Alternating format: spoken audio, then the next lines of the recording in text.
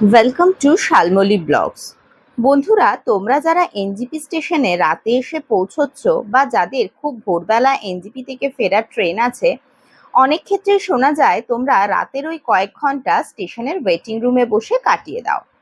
আইআরসিটিসির রুমের সংখ্যা খুব কম, আর রুমের প্রাইসও তুলনামূলকভাবে বেশ কস্টলি, যা বেশিরভাগ ট্যুরিস্টরাই বুক করে উঠতে পারে না, বা স্টেশন থেকে দূরের কোনো হোটেলে গিয়ে থাকার মতো পরিস্থিতিও অনেক ক্ষেত্রে থাকে না, তাই ওয়েটিং রুমে বসেই কাটিয়ে দিতে হয়।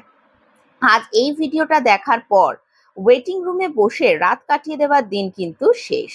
জাস্ট ওভারব্রিজ থেকে নেমে এনজিপি স্টেশনে একদম গা ঘেঁষাঘেঁষি করে রয়েছে অজস্র ছোট ছোট থাকার হোটেল আর খাওয়ার হোটেল, আর রয়েছে সব ট্রান্সপোর্টগুলোর বুকিং অফিস। মানে আর কি চাওয়া?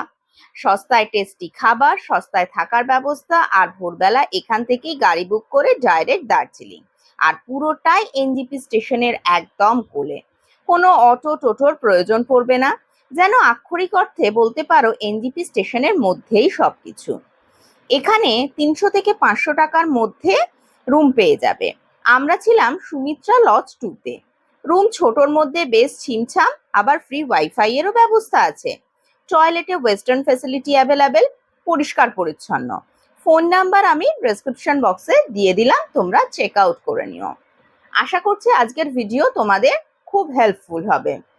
আর যদি তোমরা আমাদের চ্যানেলটাকে পছন্দ করে থাকো, তাহলে অবশ্যই চ্যানেলটাকে সাবস্ক্রাইব করে আমাদের পাশে থেকো এরকম অনেক হেল্পফুল ভিডিও পেতে। Thank you.